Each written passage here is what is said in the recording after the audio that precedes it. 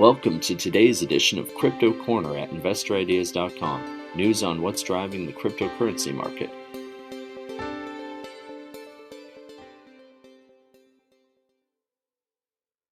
Hey everyone, this is Sam Mowers here. Welcome to episode 779 of the Crypto Corner podcast. For news today, we've just got one story. This is that the Ontario Securities Commission has reported tweets from the CEOs of Coinbase and Kraken, which critique the Canadian government's Emergencies Act. This has been reported to the country's law enforcement. Just before we get into the show, a quick reminder, as always, that if you enjoy this podcast, to please feel free to share it or leave us a review.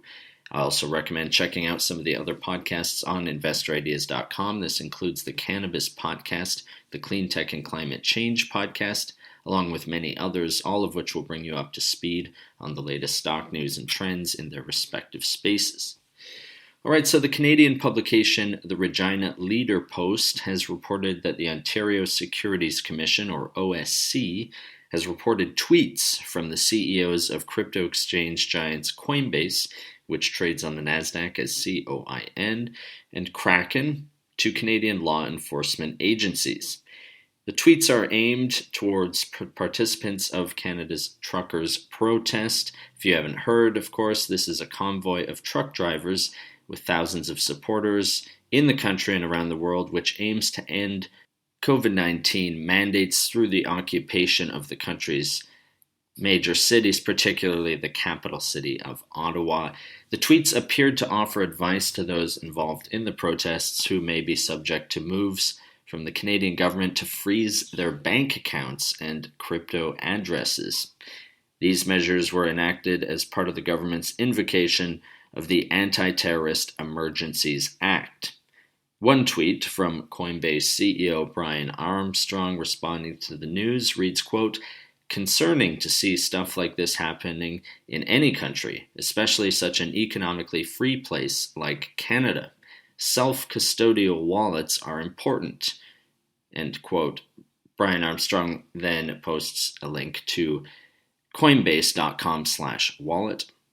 Moving along, the tweet from Kraken CEO Jesse Powell responds to yet another tweet from Nayib Bukele, the president of El Salvador, where, of course, Bitcoin has recently been adopted as an official currency. Bukele's tweet reads, quote, "Are these the people who like to give lessons to other countries about democracy and freedom? This is one of the top-ranking countries in the Democracy Index. Your credibility on these topics is now worth zero." End quote. And Kraken's CEO Jesse Powell replied with, quote, "Captured being the key word, crowdfunding platforms now regulated under the Canadian Terrorist Financing Act. Do you see where this is going? Please do not fund causes directly from custodial wallets. I'm sure freeze orders are coming. Withdraw to non-custodial before sending." End quote. An excerpt from the Leader Post outlines what this Emergency Act entails. Quote, "The emergency orders announced Monday require a broad range of financial players, including cryptocurrency trading platforms, to continuously monitor for any activity related to designated persons and report it to law enforcement and the Financial Transactions and Reports Analysis Centre of Canada, or FINTRAC, if they find it.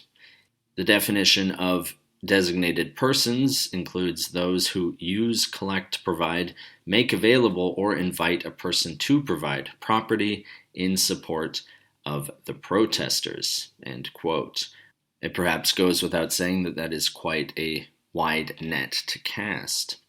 Both Kraken and Coinbase are registered with FINTRAC. This is, again, the body tasked with policing crypto, which perhaps puts their CEOs' critical stances at odds with the broader aims of companies in the crypto space to gain more institutional acceptance. On the other hand, Canada's draconian measures may make the country itself a less desirable place for investors and fast-growing companies like Coinbase and Kraken to do business in the first place.